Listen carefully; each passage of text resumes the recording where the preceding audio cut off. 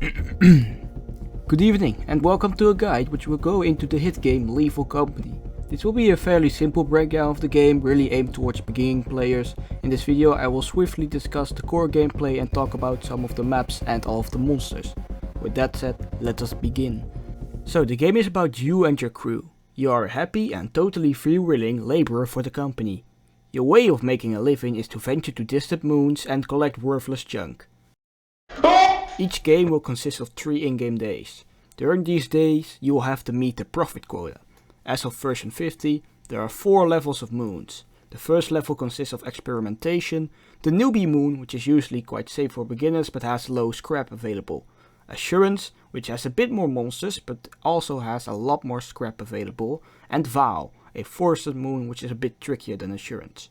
The second tier consists of March, a moon similar to Vow on the surface, just with a much larger interior inside.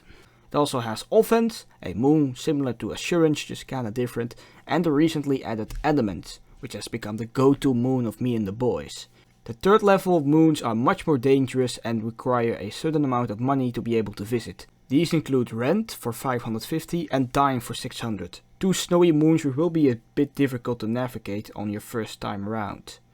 For 800 bucks you can go to Titan. It used to be the most difficult moon in the game, providing you with a high risk, high reward run. But as of version 50, there is one tier 4 moon hidden in the game, which is Artifice, a true danger zone. For a whopping 1500 credits you can risk your life dealing with mechs and a whole lot more. Given the price, the moon is the hardest but will reward you with insane amounts of scrap. If you survive, that is.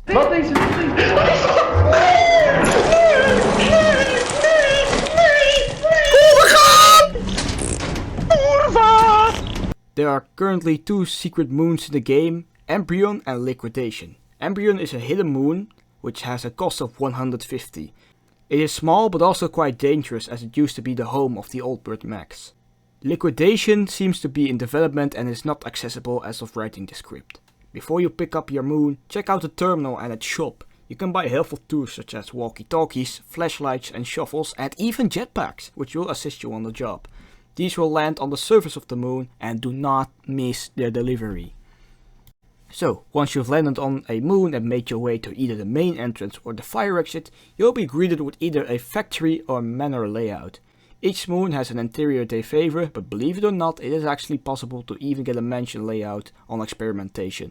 Just a 0.33% chance that is. That aside, you will find various amounts of scrap pieces inside. The higher the moon level, the higher the value of the scrap usually is. When beginning, try to loot in a group and stay together at first. It's important to find a good way in walking to the facility. Get the hang of it, you know. It can be scary at first, but there are no actual jump scares in the game.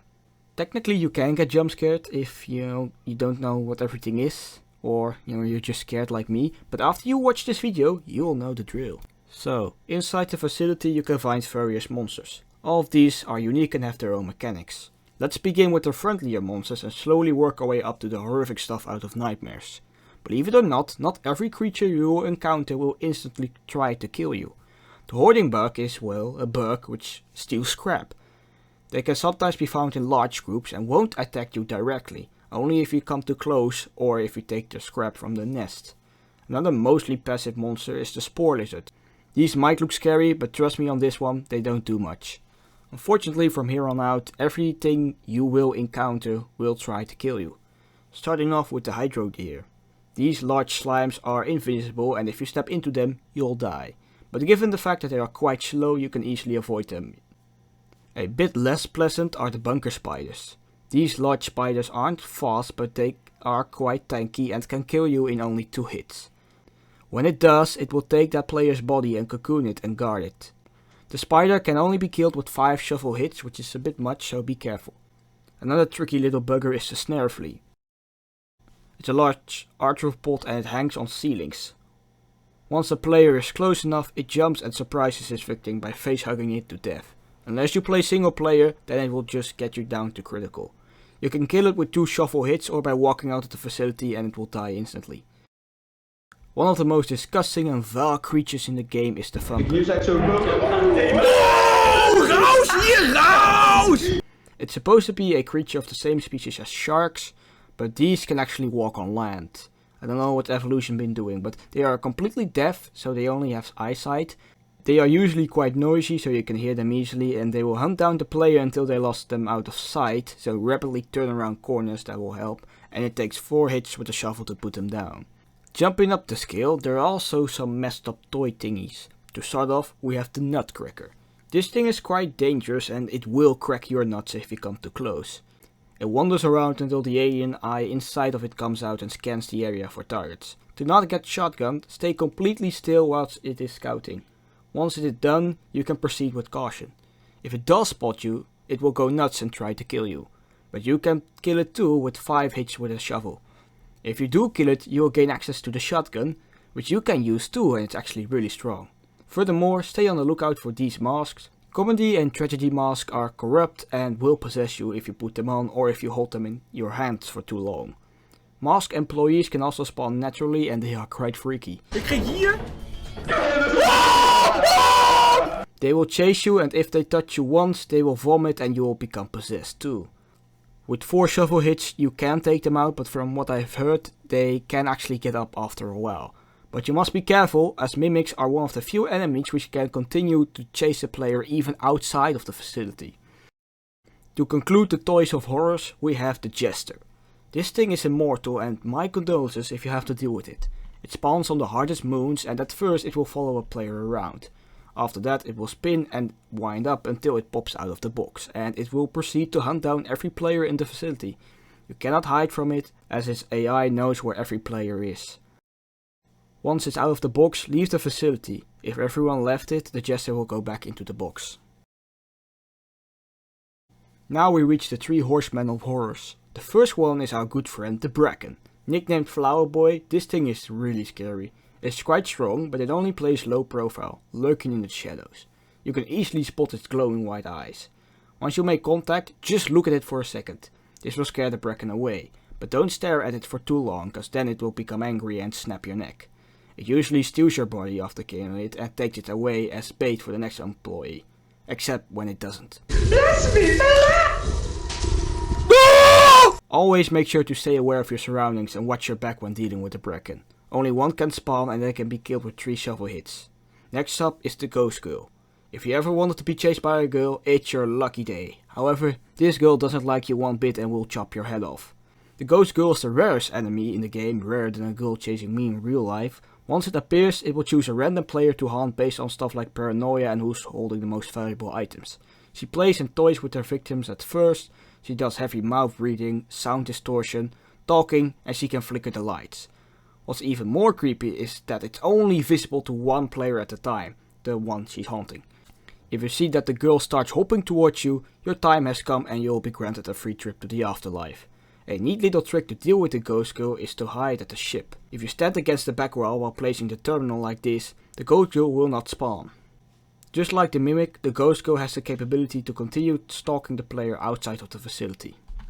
In addition, one of the most horrific and annoying creatures to deal with is the Coilhead.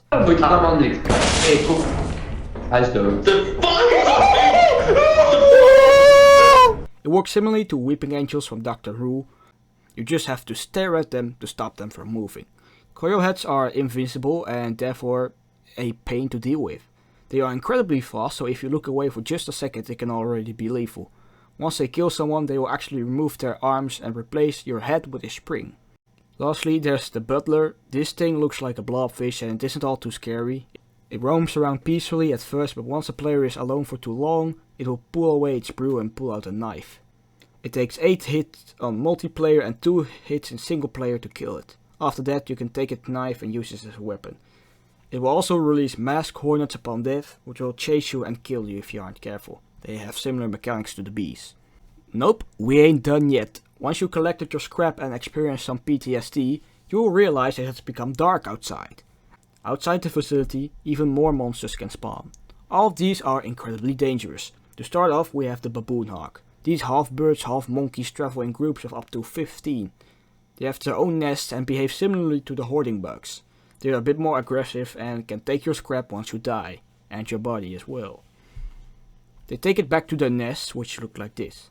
The largest baboon hawk is the alpha and the rest of the gang will follow it around wherever it goes.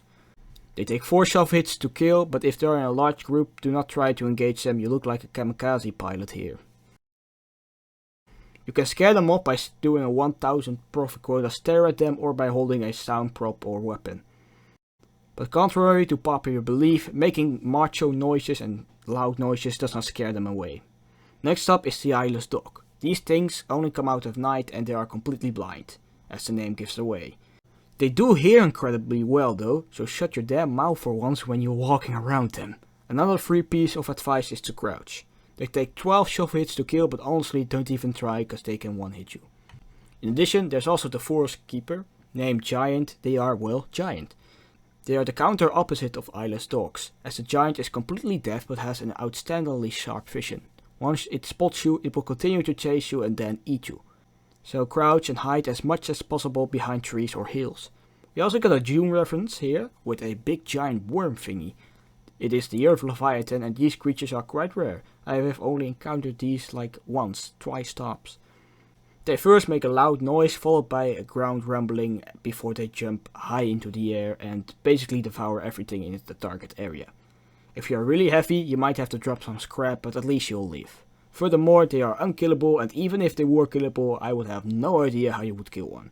Lastly, there are the Panzersoldat, aka the Old Birds. These are giant robotic mechs that are incredibly OP.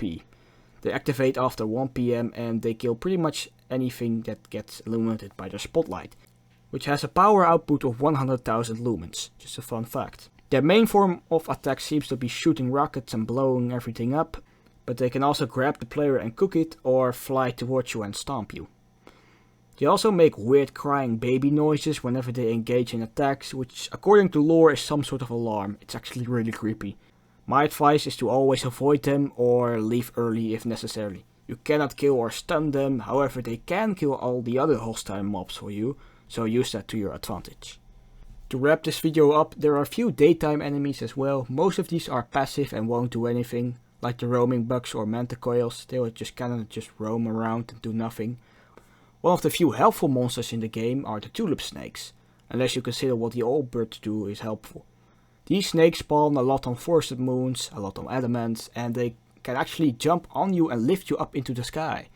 You cannot control the height, only the direction, which has similar mechanics to the jetpack. You can kill them with 1 shovel hit if you find them annoying. They can actually kill you if you bring them inside, so be careful with them.